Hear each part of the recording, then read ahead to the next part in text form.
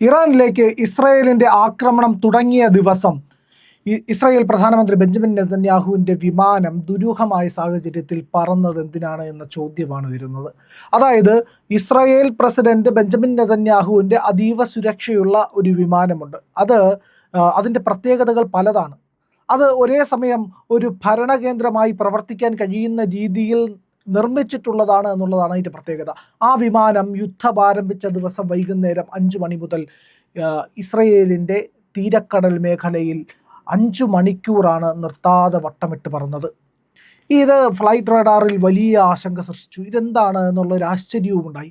അങ്ങനെ എന്തുകൊണ്ടാണ് S-4X ISR എന്ന് പറയുന്ന ഇസ്രയേൽ പ്രധാനമന്ത്രിയുടെ ഈ വിമാനം ഇങ്ങനെ പറന്നത് എന്നുള്ള ചോദ്യം ഒരുപാട് കോണുകളിൽ നിന്ന് വരികയുണ്ടായി. ഇതിൻ്റെ കാരണം അന്വേഷിച്ച് ഫ്ലൈറ്റ് റഡാറൊക്കെ മോണിറ്റർ ചെയ്യുന്ന ആൾക്കാർ അന്വേഷിച്ച് ചെന്നപ്പോൾ ഏതാണ്ട് രാത്രി 10 മണിയോടുകൂടി ഈ വിമാനം വടക്ക് ദിശയിലേക്ക് സഞ്ചരിക്കുന്നതായിട്ട് കണ്ടു.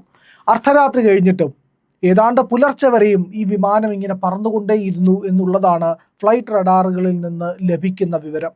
അങ്ങനെ ഇത് വലിയ തോതിൽ ചർച്ചയാവാൻ തുടങ്ങി. സോഷ്യൽ മീഡിയകളിലൊക്കെയാണ് ആദ്യം ഇതിൻ്റെ ചർച്ച വന്നത്. വിവിധ സോഷ്യൽ മീഡിയകൾ ഇതിനെ പറ്റിയിട്ടുള്ള ചർച്ചകളുമായിട്ട് മുന്നോട്ട് പോയി. എന്താണ് ഇവിടെ സംഭവിക്കുന്നത് എന്നുള്ളൊരു വലിയ ചോദ്യം ഉയരുകയുണ്ടായി. അതായത് 38,000 അടി ഉയരത്തിൽ, ആദ്യം 20,000 അടി ഉയരത്തിലായിരുന്നു ഇസ്രായേലിൻ്റെ തീരക്കടലിന് മുകളിൽ ഇത് വട്ടമിട്ട് പറന്നിരുന്നതെങ്കിൽ അതിനുശേഷം 38,000 അടി ഉയരത്തിൽ ഇത് വടക്ക് ദിശയിലേക്ക് നീങ്ങുന്നതായിട്ടാണ് സൂചനയുണ്ടായത്. അപ്പോൾ ഇത് സാധാരണഗതിയിൽ എങ്ങോട്ടാണ് ഈ യാത്ര എന്നുള്ള ചോദ്യമായിരിക്കും ആദ്യം വരുന്നത്. നെതന്യാഹു വിമാനത്തിലുണ്ടോ?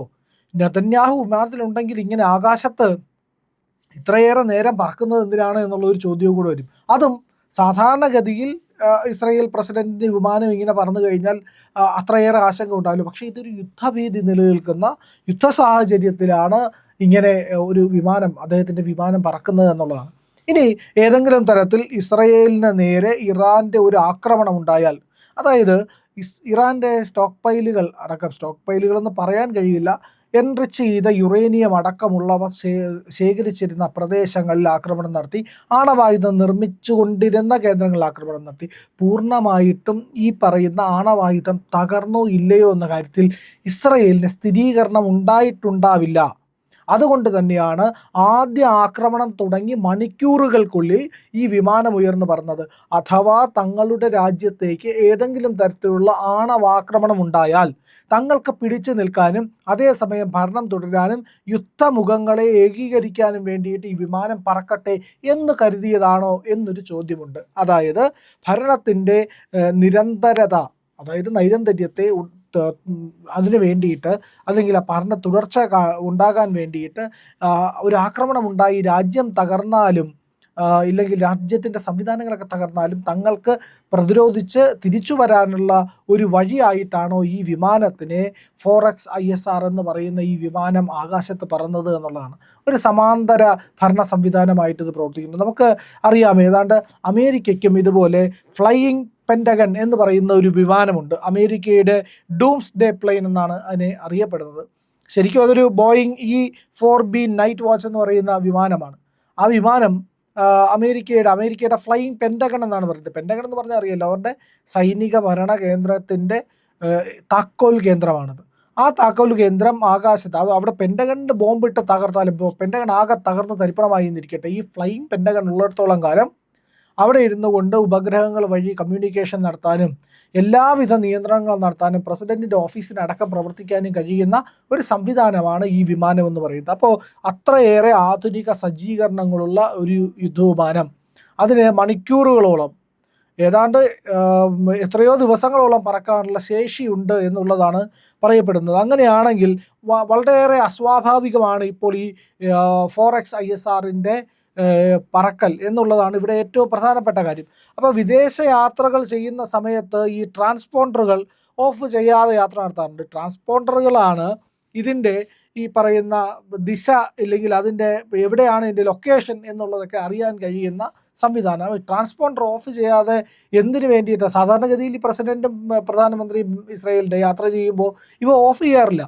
പക്ഷേ ഇവിടെ ഇപ്പോൾ ഓഫ് ചെയ്യാതെ ഇത്തരത്തിൽ ഒരു യാത്രയല്ല, ഇത് ഒരേ മേഖലയിൽ തന്നെ ഇങ്ങനെ വട്ടമിട്ട് മണിക്കൂറുകളോളം പറക്കുകയും അതിനുശേഷം വടക്ക് ഭാഗത്തേക്ക് ഈ വിമാനം നീങ്ങുകയും ചെയ്തതിൻ്റെ ദുരൂഹത എന്താണ് എന്നുള്ളതാണ്. സാധാരണഗതിയിൽ എന്തെങ്കിലും ഒരു രഹസ്യാത്മകത കീപ്പ് ചെയ്യാൻ വേണ്ടിയിട്ടാണെങ്കിൽ ട്രാൻസ്പോണ്ടർ ഓഫ് ചെയ്യാമായിരുന്നു. അപ്പോൾ പല വിധത്തിലുള്ള ചർച്ചകൾ വരുന്നുണ്ട്. ഇതിനകത്ത് ഏറ്റവും പ്രധാനമായിട്ട് പറയുന്നത് ശ്രദ്ധ മാറ്റാനായിരിക്കാമോ ഇത്തരത്തിൽ ഒരു പറക്കൽ നടത്തിയത് എന്നാണ്. അതായത് തെറ്റിദ്ധരിപ്പിക്കുക, ഇതാ ഞങ്ങളുടെ പ്രധാനമന്ത്രി മറ്റേതോ ഒരു സ്ഥലത്തേക്ക് പോവുകയാണ് എന്നുള്ള രീതി ധരിപ്പിക്കാൻ വേണ്ടിയിട്ടാണോ ഇതിൻ്റെ പുറകെ കുറേ നേരം പോകുമല്ലോ. അപ്പോൾ ഇതിൻ്റെ പുറകിൽ കുറേ നേരം പോകുമ്പോഴത്തേക്ക് എന്താണ് സംവിധാനം ഇല്ലെങ്കിൽ എന്താണ് സംഭവിക്കുന്നതെന്നൊരു ആശങ്ക അവിടെ ഉണ്ടാവുമല്ലോ. അപ്പോൾ അതിന് വേണ്ടിയിട്ടാണോ ഇത് ശ്രമം നടത്തിയത് എന്നുള്ളതാണ് ഇതിനകത്തെ പ്രധാനപ്പെട്ട ഒരു ആശങ്ക ഉണ്ടാക്കുന്നത്, അല്ലെങ്കിൽ ഒരു പ്രധാനപ്പെട്ട നിരീക്ഷണമായിട്ട് പറയുന്നത്. ഇനി അടുത്ത മറ്റൊരു കാര്യം എന്ന് പറഞ്ഞു കഴിഞ്ഞാൽ, ഇത് ഫോറക്സ് ISR ഒന്നുമല്ല, ഇത് ബെഞ്ചമിൻ നെതന്യാഹുവിൻ്റെ വിമാനമൊന്നുമല്ല. പക്ഷേ ഇത് മറ്റൊരു ഡ്രോണോ ഒരു വിമാനവുമാണ്. അതിനകത്തെ ഹെക്സ് കോഡ് മാറ്റി വെച്ചുകൊണ്ട് അവർ ഒരു ഈ പറയുന്ന ഒരു ഹെക്സ് കോഡ് എന്ന് പറഞ്ഞു കഴിഞ്ഞാൽ അവരുടെ വിമാനത്തിൻ്റെ ഐഡൻറ്റിഫിക്കേഷന് വേണ്ടിയിട്ടുള്ളതാണ്. നമ്മൾ ഈ ട്രാൻസ്പോണ്ടർ വഴി നമുക്ക് അറിയാൻ കഴിയുന്നതെന്ന് പറഞ്ഞു കഴിഞ്ഞാൽ ഇത് ഏത് വിമാനമാണെന്ന് ഐഡൻറ്റിഫൈ ചെയ്യാനുള്ള ഹെക്സ് കോഡാണ്. ആ ഹെക്സ് കോഡ് ഇവർ മാറ്റിവെച്ച് മറ്റേതെങ്കിലും ഡ്രോണിലോ വിമാനത്തിലോ ഘടിപ്പിച്ച് പറത്തിയതാണോ എന്നൊരു കാര്യം കൂടി ഇവിടെ ഉണ്ട്. അങ്ങനെയാണെങ്കിൽ അങ്ങനെ പറപ്പിക്കുമ്പോഴും അത് യഥാർത്ഥ വിമാനമല്ല, ഈ പറയുന്ന ഫോറക്സ് ISR അല്ല പറക്കുന്നത് എന്നുള്ളതാണ്. ഇനി മറ്റൊരു കാര്യം, ഈ GPS സ്പൂഫിങ് വല്ലതും നടന്നിട്ടുണ്ടോ? അതായത് നമ്മുടെ വിമാനങ്ങൾക്ക്, ഇന്ത്യയിലെ അടക്കമുള്ള വിമാനങ്ങൾ നേരിട്ട ഒരു പ്രധാനപ്പെട്ട പ്രശ്നമാണ് GPS സ്പൂഫിങ് എന്ന് പറയുന്ന പരിപാടി. ആ GPS സ്പൂഫിങ് വല്ലതും നടന്നിട്ട് ഇത് മറ്റേതെങ്കിലും വിമാനം അവിടെ പരീക്ഷണ പറക്കലോ മറ്റെന്തെങ്കിലും ഒരു പറക്കലോ നടത്തിയതിനെ ഈ പറയുന്ന സ്പൂഫിങ് വഴി ഇത് പ്രധാനമന്ത്രിയുടെ വിമാനമാണെന്ന് ആരെങ്കിലും തെറ്റിദ്ധരിപ്പിച്ചതാണോ ഒരു ചോദ്യം വരുന്നുണ്ട്. ഇനി വല്ലതും GPS വല്ലതും ജാം ചെയ്തിട്ട് ഇത്തരത്തിൽ തെറ്റിദ്ധരിപ്പിക്കുന്നതാണോ എന്നൊരു ചോദ്യവും കൂടിയുണ്ട്. അപ്പോൾ ഇത് ഇസ്രായേലിൻ്റെ അറിവോടുകൂടിയാണോ എന്നുള്ളതാണ് ഒന്നാമത്തെ കാര്യം.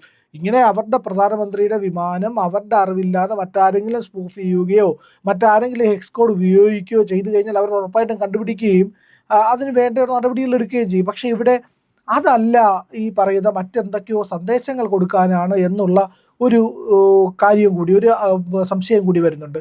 ഇനി ഇറാനും മറ്റു രാജ്യങ്ങളും മറ്റുള്ളവരൊക്കെ അറിയണം, ഞങ്ങളിവിടെ ഉണ്ട്, ഞങ്ങളുടെ സാന്നിധ്യം ഇവിടെ ഉണ്ട്, ഞങ്ങളുടെ പ്രധാനമന്ത്രിയുടെ വിമാനം ഇതാ പറന്നുകൊണ്ടിരിക്കുന്നു, അതിൽ പ്രധാനമന്ത്രി ഉണ്ട്, ഇങ്ങനെയൊക്കെയുള്ള സന്ദേശങ്ങൾ കൊടുക്കാൻ വേണ്ടിയിട്ടാണോ എന്നുള്ള സംശയങ്ങളും വിവിധ കോണുകളിൽ നിന്ന് വരുന്നു. എന്തായാലും നെതന്യാഹുവിൻ്റെ വിമാനം എന്തിനു വേണ്ടിയിട്ടാണ് ഇത്ര നേരം ആകാശത്ത് പറന്നത്? മണിക്കൂറുകൾ, ഏതാണ്ട് 9 മണിക്കൂറോളം നിർത്താതെ പറക്കുകയും വടക്ക് ദിശയിലേക്ക് സഞ്ചരിക്കുകയും ചെയ്തിട്ടുണ്ട് എന്നുള്ളതാണ് ഫ്ലൈറ്റ് റഡാറുകൾ നിരീക്ഷിക്കുന്നവരിൽ നിന്ന് ലഭിക്കുന്ന വിവരങ്ങൾ. ഇത്തരത്തിലുള്ള വാർത്തകളൊക്കെ വരുന്നുകൊണ്ട് ഇതെന്താണ് സംഭവിക്കുന്നത് എന്നുള്ള കാര്യത്തിനകത്ത് വലിയ ആശങ്കയുണ്ട്. കാരണം യുദ്ധം അതിൻ്റെ പാരമ്യത്തിലേക്ക് പോകുകയാണ്. B-2 ബോംബറുകൾ അടക്കമുള്ളവ ഉപയോഗിച്ചുകൊണ്ട് അമേരിക്ക കനത്ത ആക്രമണം നടത്തുന്നു. ബാലിസ്റ്റിക് മിസൈൽ ശേഖരത്തെ തന്നെ തകർത്ത് കളയുന്നു. ഇറാൻ നിരായുധീകരിക്കപ്പെട്ടുകൊണ്ടിരിക്കുന്നു എന്നുള്ള ഘട്ടത്തിൽ നിൽക്കുമ്പോൾ ബെഞ്ചമിൻ നെതന്യാഹുവിൻ്റെ വിമാനം യുദ്ധം ആരംഭിച്ച ദിവസം വൈകുന്നേരം മുതൽ അർദ്ധരാത്രി പിന്നിട്ടിട്ടും എന്തിനു വേണ്ടി പറന്നു എന്നുള്ള ഒരു നിർണായക ചോദ്യമുണ്ട്. ഇതിൻ്റെ വാസ്തവം എന്താണ്, ഇതിൻ്റെ കാര്യങ്ങൾ എന്തൊക്കെയാണ് എന്നുള്ളത് വരും നാളുകളിലേ നമുക്കറിയാൻ കഴിയുള്ളൂ. കാരണം യുദ്ധം നടന്നുകൊണ്ടിരിക്കുമ്പോൾ അതീവ സുരക്ഷയുള്ളപ്പോൾ, അതീവ രഹസ്യാത്മകതയുള്ളപ്പോൾ ഇത്തരം കാര്യങ്ങൾ വെളിവാക്കുകയില്ല. പക്ഷേ കുറച്ച് നാൾ കഴിയുമ്പോൾ ഇതെന്തിനു വേണ്ടിയിട്ടായിരുന്നു എന്നുള്ള കാര്യം നമുക്ക് വെളിയിൽ അറിയാൻ കഴിയും. ഇത് നമുക്ക് ഇത്തരത്തിലുള്ള കാര്യങ്ങൾ പിന്നീട് വരുന്നതിൻ്റെ കാരണമെന്ന് പറഞ്ഞു കഴിഞ്ഞാൽ ഭരണത്തിലിരിക്കുന്നവർ പിന്നീട് പൊതുസമൂഹത്തോട് പറയുന്നതായിരിക്കാം, പുസ്തകങ്ങളൊക്കെ എഴുതിയായിരിക്കും. കാരണം ഇന്ന് ഇസ്രയേലിൻ്റെ ബാലിസ്റ്റിക് മിസൈൽ ശേഖരം തകർത്ത B-2 ബോംബർ എന്ന് പറയുന്ന ബോംബർ അമേരിക്കയുടെ കയ്യിലുണ്ട് എന്നുള്ളത് ആർക്കും അറിയില്ലായിരുന്നു. അത് ഇറാഖ് യുദ്ധം നടന്ന സമയത്താണ് അറിയുന്നത്. അമേരിക്കയുടെ കയ്യിൽ ഇത്തരത്തിൽ അതിമാരക ശേഷിയുള്ള ഉന്നത ടെക്നോളജിയുള്ള ഒരു യുദ്ധവിമാനം, റഡാറുകളുടെ കണ്ണിൽ പോലും പെടാത്ത അതിവേഗത്തിൽ ആക്രമിച്ച് കടന്നു കളയാൻ കഴിയുന്ന ഒരു വിമാനമുണ്ട് എന്നുള്ളത് ഇറാഖ് യുദ്ധകാലത്ത് 2002 അറിയുന്നത്. അതാണ് ഇപ്പോഴും അമേരിക്ക ഉപയോഗിക്കുന്നുണ്ട്. അതിലും നൂതനമായിട്ടുള്ള യുദ്ധവിമാനങ്ങൾ, ഇത് 90കളിൽ നിർമ്മിച്ചതാണ്. അതെ, 90കളുടെ ആരംഭത്തിലാണെന്നാണ് തോന്നുന്നത്. അപ്പോൾ അങ്ങനെ നിർമ്മിച്ച യുദ്ധവിമാനമാണ്. പക്ഷേ അതിനും ശേഷം മറ്റ് മാരകമായ യുദ്ധവിമാനങ്ങളും ആയുധങ്ങളും ഒക്കെ അമേരിക്ക നിർമ്മിച്ചിട്ടുണ്ടാകാം.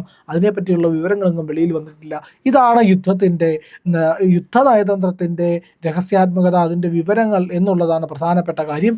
ഏതായാലും ബെഞ്ചമിൻ നെതന്യാഹുവിൻ്റെ വിമാനം എന്തിനു പറന്നു എന്നുള്ള ചോദ്യം ഇപ്പോഴും ആ വിമാനം പറന്ന അന്തരീക്ഷത്തിലാകെ തന്നെ ഘനീഭവിച്ച് നിൽക്കുന്നുണ്ട്. അതിൽ മാറ്റമൊന്നും ഉണ്ടായിട്ടില്ല.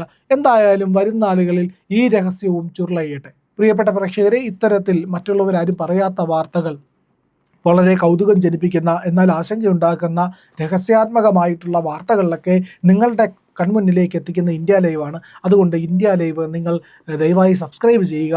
ഇന്ത്യ ലൈവിന് നിങ്ങൾ നൽകുന്ന പിന്തുണ അങ്ങനെയാണ് ഞങ്ങൾക്ക് ലഭിക്കേണ്ടത്. സബ്സ്ക്രൈബ് ചെയ്യുക, വീഡിയോകൾ ലൈക്ക് ചെയ്യുക, നിങ്ങളുടെ അഭിപ്രായങ്ങൾ കമൻറ്റായി രേഖപ്പെടുത്തുക, വീഡിയോകൾ ഷെയർ ചെയ്യുക, മറ്റുള്ളവരോട് സബ്സ്ക്രൈബ് ചെയ്യാൻ പറയുക.